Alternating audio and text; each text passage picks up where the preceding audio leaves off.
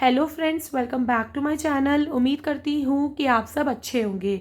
तो जैसे कि आप जानते हैं कि पिछले कुछ दिनों से हम प्रेमचंद द्वारा रचित पूस की रात कहानी के ऊपर बात कर रहे हैं।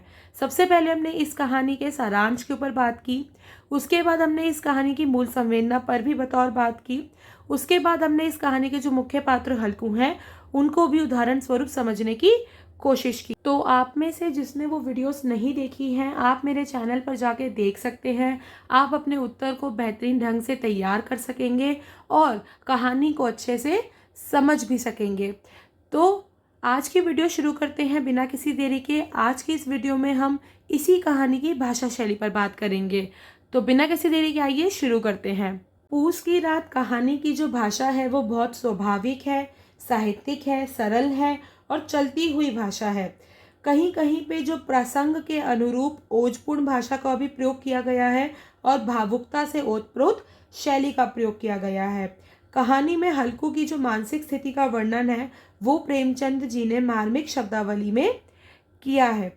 उदाहरण में हम देख सकते हैं, जब हल्कू ने रुपए लिए और इस तरह मानो अपना हृदय निकाल कर देने जा रहा हो। तो जब वो अपनी पत्नी से रुपए लेता है और वो जब देने जा रहा होता है महाजन को, तो उसको इस तरह से लगता है जैसे वो अपना हृदय निकाल कर देने जा रहा हो। उसने मजदूरी से एक एक पैसा काट काट कर 3 रुपए कंबल के लिए जमा किए थे, वह आज निकले जा रहे थे। एक एक पग के साथ उसका मस्तक अपनी दीनता के भार से दबा जा रहा था। तो ये जो उदाहरण है वो हमें हल्कू की मानसिक स्थिति का वर्णन करता है, ठीक है। और ये जो शब्दावली प्रयोग में लाई गई है वो बहुत मार्मिक रूप से लाई गई है। भाषा में हम देखते हैं कि कई कई जगह आंचलिक शब्दों को भी प्रयोग में लाया गया है और अलंकरण की काव्य में प्रवृत्ति भी हमें देखने को मिल जाती है। जैसे कि उदाहरण में हम देख सकते हैं, बगीचे में धूप अंधेरा छाया हुआ था और अंधकार में निर्दयी पवन पत्तियों को कुचलता हुआ चला जाता था। वृक्षों से ओस की बूंदें टप टप नीचे टपक रही थी। तो ये जो उदाहरण है वो अलंकरण की काव्य में प्रवृत्ति हमें इस उदाहरण में देखने को मिलती है और हमें आंचलिक शब्द भी देखने को मिलते हैं। कहानी में महक, खुशबू, जमीन, जानवर जैसे उर्दू के शब्द का भी प्रयोग देखा जा सकता है, ठीक है।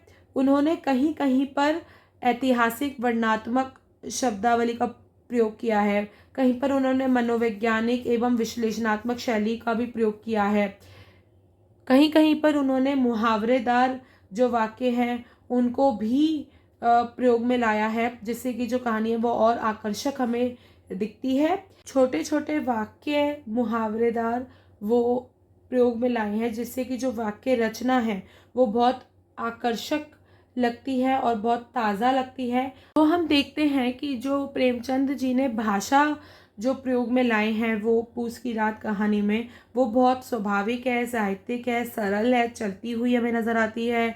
और जो उन्होंने मानसिक स्थिति का वर्णन करा है हल्कू का, वो बहुत मार्मिक ढंग से किया है। मैंने आपको उदाहरण स्वरूप बताया, वो स्थान पर वो कहीं कहीं आंचलिक शब्दों का भी प्रयोग हमें देखने को मिलता है, उसका भी मैं आपको उदाहरण स्वरूप बता चुकी हूँ। कहानी में महक, खुशबू, जानवर, ज़मीन ये उर्दू के शब्द भी यूज़ हुए हैं। उन्होंने मुहावरों का भी बेहतरीन ढंग से प्रयोग किया है और जितना हो सकता है उन्होंने छोटे छोटे वाक्य रखे हैं, ज़्यादा लंबे वाक्य प्रयोग में वो नहीं लाए हैं। तो हम ये कह सकते हैं कि पूस की रात कहानी में जो वो भाषा प्रयोग में लाई हैं वो भाषा शैली की दृष्टि से खरी उतरती है। उन्होंने जो भाषा यूज़ करी है वो बहुत ही सरल है, आम जन की भाषा है। इतने उन्होंने क्लिष्ट शब्दों का भी प्रयोग नहीं करा है। उन्होंने बिल्कुल वही प्रयोग में वो शब्द लाए हैं जो कि गांव में, जो कि ग्रामीण क्षेत्र में शब्दों का प्रयोग हमें देखने को मिलता है। तो फ्रेंड्स, हमारी जो पूस की रात कहानी की भाषा शैली पर जो चर्चा है वो यहीं पर ही समाप्त होती है। मैं उम्मीद करती हूँ कि आपको ये भाषा शैली समझ आई हो।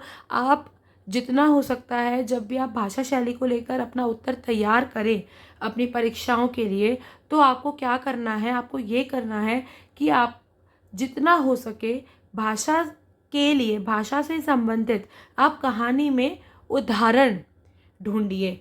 आप जब कहानी पढ़े तो आप कहानी पढ़ते पढ़ते वहाँ साइड में लिखते रहा करिए कि यहाँ पर जो ये भाषा है वो हमें मुहावरेदार मिलती है, अलंकरण मिलती है, आंचलिक मिलती है, ठीक है, साहित्यिक मिलती है। आप लिखते रहेंगे तो इससे क्या होगा कि जब आप भाषा शैली से संबंधित अपना उत्तर तैयार कर रहे होंगे तो आप उस भाषा शैली के उत्तर में वो सारे उदाहरण दे सकते हैं। क्योंकि भाषा शैली का जो प्रश्न आता है पेपर में वो आता है आपका 10 या 12 नंबर का तो आता ही है। तो आपके पास भाषा शैली में क्या होता है, इतना मटेरियल नहीं मिल पाता है कि आप उत्तर में कहानी बना सको। भाषा शैली के उत्तर में कहानी नहीं बनानी होती है।